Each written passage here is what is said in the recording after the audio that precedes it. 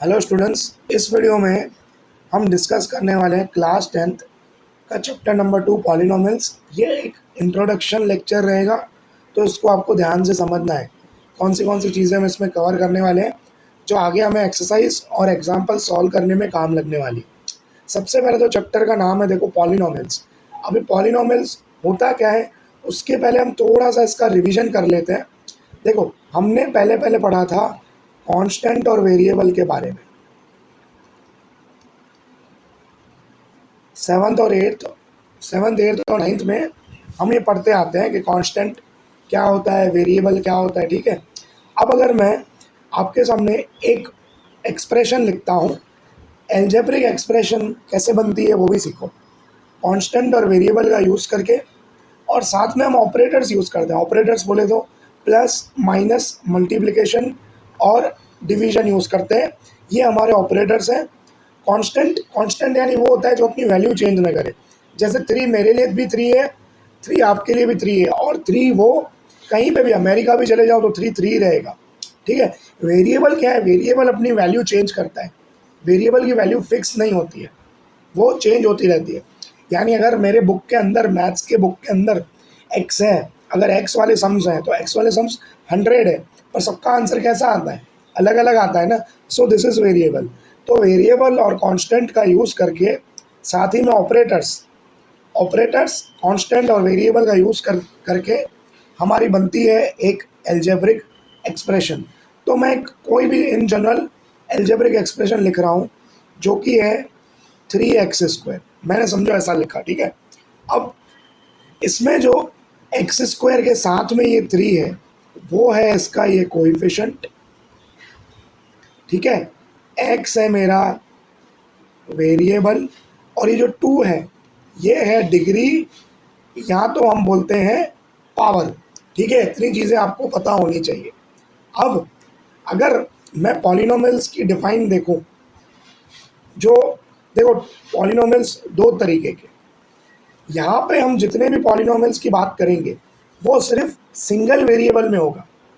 Single variable यानी पूरे expression में अगर x है तो आपको x ही दिखेगा, पूरे एक्सप्रेशन में अगर y है तो y दिखेगा, पूरे एक्सप्रेशन में अगर s है तो s दिखेगा। सिमिलरली पूरे एक्सप्रेशन में अगर t है तो t दिखेगा। आपको ऐसा नहीं होगा t⁻³ प्लस x², नहीं। यहाँ पे पॉलिनोमियल्स हम जो भी पढ़ेंगे वो वन वेरिएबल वाला पढ़ने वाले हैं। The most important point, variable को, मतलब पॉलिनोमियल को हम ऐसे दिखाएंगे p ऑफ x। ठीक है, रिप्रेजेंट करेंगे कैसे, p ऑफ x से। ठीक है, ये मतलब polynomial in terms of x। अगर polynomial in terms of t होता तो हम लिखते p of t। Polynomial in terms of s तो हम लिखते p of s। Polynomial in terms of r तो हम लिखते p ऑफ r। क्लियर है इतनी बात। अब आ जाते हैं, दो तरह के पॉलिनोमियल्स होते हैं। पहले वाले जो टर्म्स पे डिपेंड करते हैं। किस पे, टर्म्स पे। किस में, टर्म्स, एल्जेब्रिक एक्सप्रेशन में। अगर मेरी एल्जेब्रिक एक्सप्रेशन में एक ही टर्म है, मान लो 2x, तो हम इसको बोल देंगे मोनोमियल। अगर मैं 2x में एक कांस्टेंट ऐड कर दूं तो यहाँ मेरे पास कितने टर्म्स हैं, 2 टर्म्स हैं। कितने टर्म्स हैं, 2। तो 2 टर्म्स को हम बोलते हैं बाइनोमियल। और सिमिलरली मैं अगर यहाँ पे मान लो मैंने कुछ 3x+2, क्लियर। यहाँ कितने टर्म्स हैं, देखो, 2x² प्लस 3x+2, यहाँ है 3 टर्म्स, तो हम इसको बोलेंगे बेटा क्या, ट्राइनोमियल। मैंने जो तीनों एग्जाम्पल दिए हैं उसमें ध्यान से देखो, सब में मैंने वेरिएबल एक ही रखा है। जैसे 2x तो एक ही वेरिएबल आया x, वो हो गया मोनोमियल, क्योंकि उसके अंदर टर्म्स एक ही है। 2x+3 बाइनोमियल, क्यों, क्योंकि टर्म्स कितने हैं, 2। फिर 2x² प्लस 3x+2, टर्म्स कितने हैं, 3, तो उसको मैंने क्या डिफाइन किया, ट्राइनोमियल। क्लियर। हम जो पढ़ने वाले हैं, जो हमारे सिलेबस में है, वो है ये बेस्ड ऑन डिग्री। यानी एक एल्जेब्रिक एक्सप्रेशन के अंदर, वेरिएबल की पावर कितनी है, उससे हम पॉलिनोमियल को डिफाइन करेंगे। देखो कैसे, उसको मैं यहाँ लिखता हूँ, based on degree. If algebraic expression has power or degree 1, then it is called linear polynomial. Clear है? अगर डिग्री या पावर वेरिएबल की 1 होगी एक्सप्रेशन के अंदर, जैसे मैंने मान लो लिख दिया 2x + 3, तो इसको देख के ही आपको बताना है। हम जो इस बार पढ़ने वाले, मैं फिर बता रहा हूँ, बेस्ड ऑन डिग्री वाला पढ़ने वाले, हमें बेस्ड ऑन टर्म्स वाला नहीं पढ़ना है। वो सिर्फ एक जनरल नॉलेज के लिए खबर होनी चाहिए। यहाँ पे मैंने लिखा 2x + 3।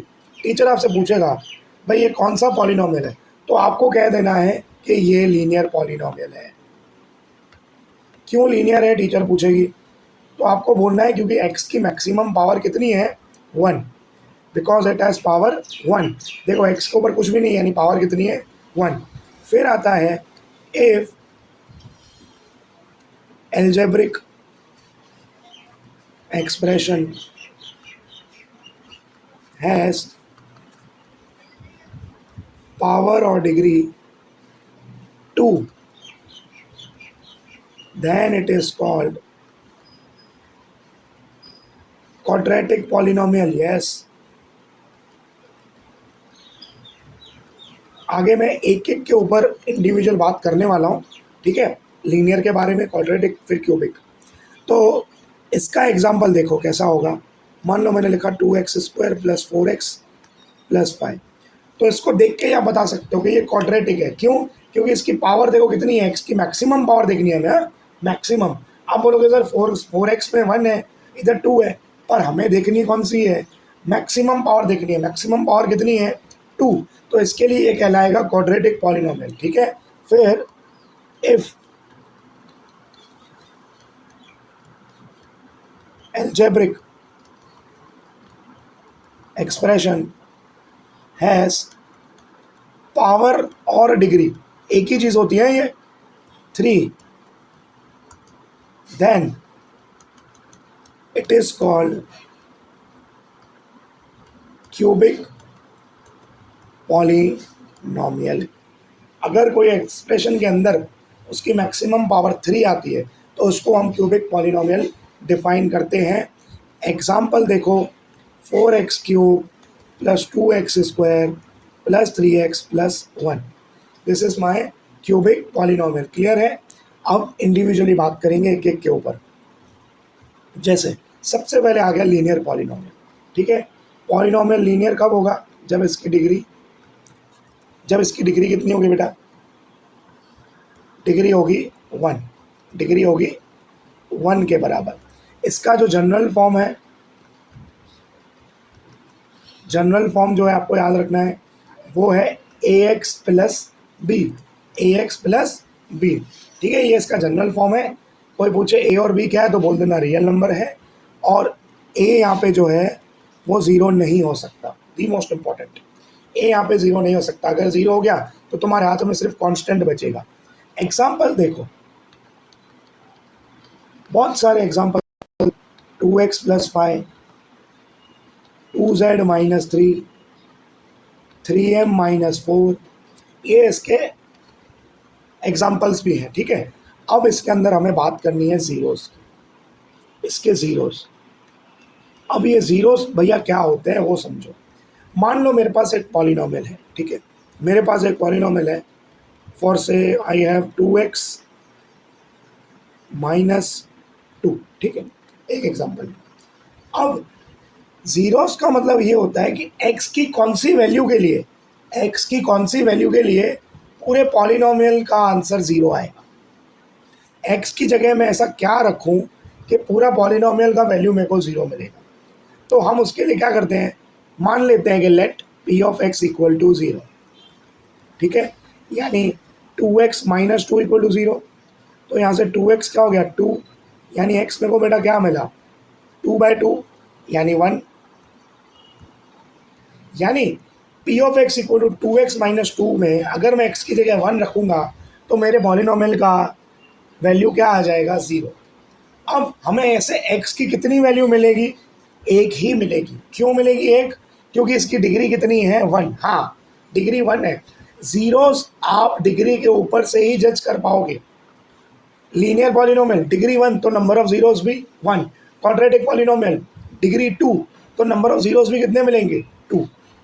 क्यूबिक पॉलिनोमियल डिग्री 3 तो नंबर ऑफ जीरोस भी कितने मिलेंगे, 3। दी मोस्ट इंपॉर्टेंट, अगर कोई पॉलिनोमियल है जिसकी पावर है n तो उसके जीरोस कितने मिलेंगे, n। क्लियर है, बहुत बढ़िया। अब जीरोस यानी इसके जीरोस हमेशा कितने होंगे, आप लिखोगे एटमोस्ट 1, एटमोस्ट 1। मैं इसका कॉन्सेप्ट क्वाड्रेटिक पॉलिनोमियल वाले में समझाऊंगा, ठीक है। जनरल फॉर्म हमने पढ़ा, एग्जांपल्स पढ़े, जीरोस कैसे निकालते हैं वो पढ़े। अब बारी आती है इसके ग्राफ की। ग्राफ आपको बनाना नहीं है, आपको पूछा जाता है कि लीनियर पॉलिनोमियल का ग्राफ कैसा होता है, आपको बोलना है एक स्ट्रेट लाइन होता है, स्ट्रेट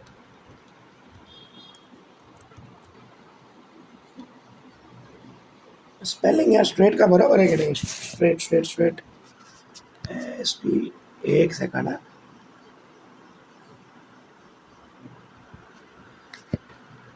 अपने ये हो गया स्ट्रेट लाइन, ठीक है। स्ट्रेट लाइन की तरह होता है, स्पेलिंग आप देख लेना जो भी हो, अगर इनकरेक्ट हो तो उसको मेरे को बोलना, मैं करेक्ट कर दूंगा। क्लियर, आगे बढ़ते हैं। डिग्री 1 तो general form AX plus B where A and B are real numbers, A not equal to 0। Examples दिए, जीरोस कितने हो सकते हैं, एटमोस्ट 1, एटमोस्ट 1 होंगे, जीरोस 1 ही, पर लिखेंगे हम क्या, एटमोस्ट 1, ठीक है। ग्राफ कैसा होगा, एक स्ट्रेट लाइन होगा। क्लियर, आगे बढ़ते हैं। क्वाड्रेटिक पॉलिनोमियल, क्वाड्रेटिक पॉलिनोमियल यानी डिग्री कितनी होगी, 2। डिग्री कितनी होगी, 2। अब जितनी डिग्री, नंबर ऑफ जीरोस भी कितने, 2। इसका अगर जनरल फॉर्म लिखें तो जनरल फॉर्म देखो क्या होगा, AX² plus BX plus C, A B and C are real numbers,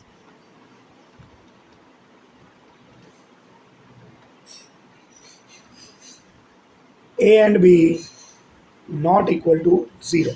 clear है, ये इसका जनरल फॉर्म है। जितनी डिग्री होगी उतने number of zeros, number of zeros 2। अब यहाँ पे एक इंपॉर्टेंट पॉइंट आती है, ठीक है, बताता हूँ कैसे। Quadratic polynomial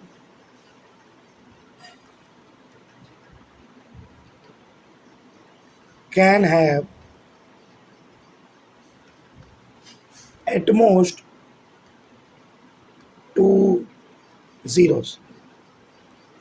Quadratic polynomial can have at most 2 zeros. अब यहाँ पे हमें कॉन्सेप्ट समझना है, एट मोस्ट 2 zeros का मतलब क्या होता है कि क्वाड्रेटिक पॉलिनोमियल का हो सकता है एक भी जीरो ना हो सकता है उसका एक जीरो हो, और हो सकता है उसके 2 जीरोस हो।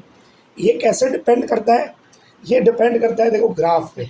अगर मैं आपको ग्राफिकल एक रफ ग्राफिकल रिप्रेजेंटेशन बताऊं तो देखो एक ग्राफ है ये, मान लो, हाँ ठीक है। अब मान लो ये है एक्स एक्सिस, ये मैंने एक बनाया, ठीक है, ये मेरा है ग्राफ नंबर 1।